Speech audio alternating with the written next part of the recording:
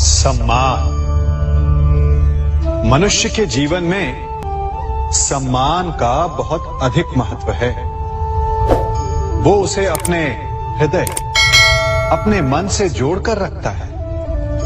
कदाचित इसीलिए हम शत्रु के सम्मान पर चोट पहुंचाते हैं ताकि उसे पीड़ा पहुंचाई जा सके। परंतु ऐसा करने से सावधान रहे मित्रों। शरीर पर लगी चोट मनुष्य भुला सकता है, परंतु उसके सम्मान को लगी चोट उसे जीवन भर पीड़ा देती है। और स्त्री के मान सम्मान पर लगी चोट उसे उस सीमा तक ले जाती है जहां उसे केवल प्रतिशोध दिखाई देता है।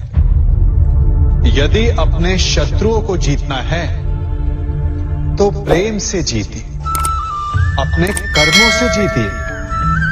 उन्हें अनुभव करवाइए कि उनसे भूल हुई है। किसी के सम्मान को ऐसी चोट ना पहुंचाइए कि वो आपका नाश करने पर उतर आए। स्मरण रखिए, किसी का अपमान करके आपके हृदय को कदाचित थोड़ा संतोष आ जाए, परंतु उस अपमान से आप कई हृदयों को आघात पहुंचाते हैं और अपने लिए एक शत्रु और बढ़ा लेते हैं।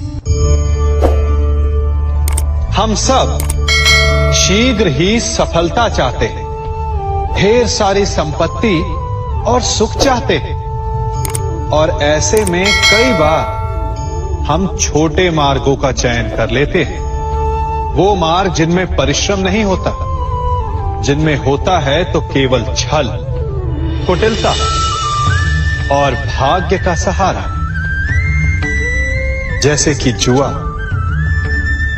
कोई जुए के खेल में धन लगाता है, कोई दांव लगाता है और ये भूल जाता है कि जुआ ऐसा दलदल है कि जिसमें एक बार गिरे तो सर्वनाश से पहले निकलना असंभव है। यदि आप जीते तो और जीतने की भूख बढ़ जाएगी, और यदि आप कुछ हार बैठे तो उसे पुनः पाने के लिए आप फिर से खेलेंगे। मनुष्य को ये आभास ही नहीं होता कि अपनी संपत्ति के साथ साथ वो अपनी मानवता, अपने संस्कार, अपना धर्म और अपना उत्तरदायित्व तक सभी जुए की भेंट चढ़ा देता है। इसलिए कुछ पाना है तो परिश्रम से पाओ। यदि कुछ जुए में जीता तो वो उतना शीघ्र ही खो दोगे, चूंकि उसे परिश्रम से पाया नहीं गया है, और उसकी रक्षा करने के लिए आपके मन में स्वाभाविक प्रयास भी नहीं होंगे। क्षमा बढ़न को चाहिए, छुट्टन को उत्पाद। क्षमा इस संसार में शांति का, सुख का मूल आधार है। क्षमा आपके मन से प्रतिशोध और शत्रुता जैसे भावों को समाप्त करती है। परंतु क्या हर स्थान पर क्षमा आवश्यक है? क्या प्रत्येक का अपराध क्षमा करने के योग्य होता है? नहीं। कभी कभी उसे क्षमा करके हम उस व्यक्ति को और बड़ा अपराध करने की प्रेरणा देते हैं,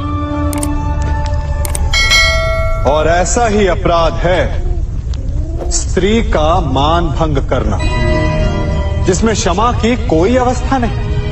यदि सिंह भूल से गाय के बछड़े का अखेट कर ले तो उसे क्षमा किया जा सकता है, परंतु यदि वो नरभक्षी हो जाए तो उसके केवल दो स्थल होते हैं, या तो पिंजरा या फिर मृत्यु की गोद।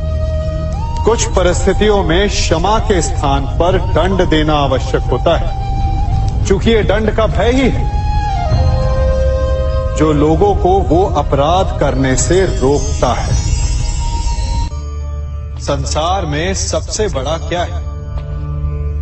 अभिमान और बाहुबल, या विश्वास और आस्था?